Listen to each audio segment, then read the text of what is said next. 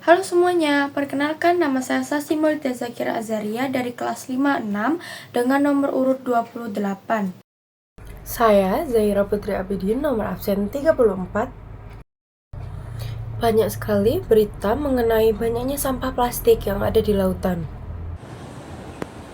Beginilah kondisi Pantai Teluk yang berada di Desa Teluk, Kecamatan Labuan, Kabupaten Pandeglang, Banten yang kondisinya kembali memprihatinkan.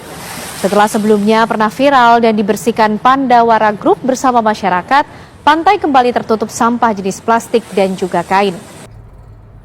Nah, sebenarnya kalian tahu nggak sih apa penyebab langsung dari mengapa ada sampah di lautan? Alasannya karena banyak dari orang-orang yang buang sampah sembarangan.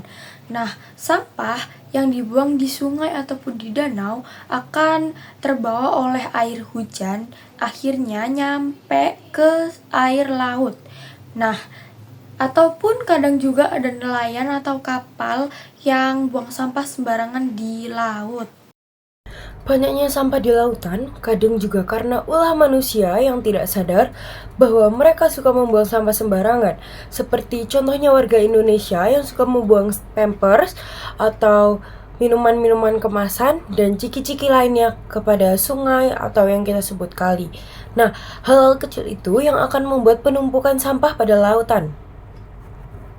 Maka dari itu, kita nggak boleh buang sampah sembarangan. Atau kita juga bisa mengurangi pemakaian plastik, guys. Sampah di laut itu masalah yang serius. Karena banyak orang yang masih suka membuang sampah sembarangan. Dan akhirnya sampahnya ke laut. Akibatnya, laut jadi kotor. Ikan dan hewan laut bisa mati, bahkan merusak ekosistem. Padahal, jika kita semua lebih peduli dan membuang sampah pada tempatnya, laut bisa tetap bersih dan indah. Pendapat saya yaitu sebaiknya pemerintah dan masyarakat bekerja sama untuk mengelola sampah bersama.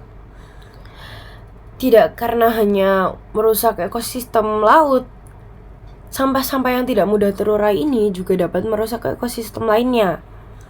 Namun tidak sedikit dari masyarakat Indonesia yang mulai paham bahwa menjaga ekosistem mereka dimulai dari hal-hal kecil seperti tidak menggunakan plastik atau tidak memakan ciki-cikian, tidak menggunakan botol plastik melainkan menggunakan tumbler.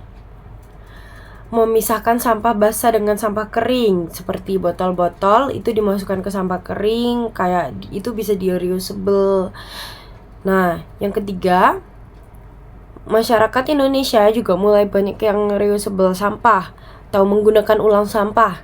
Seperti yang kita sering temui yaitu ecobrick, atau membuat bangku dari sampah, atau membuat bangku dari ecobrick. Lalu yang baru-baru ini juga ada membuat paving block dari sampah plastik. Nah, itu contoh-contoh kecil masyarakat Indonesia yang sudah mulai paham betapa pentingnya menjaga ekosistem mereka.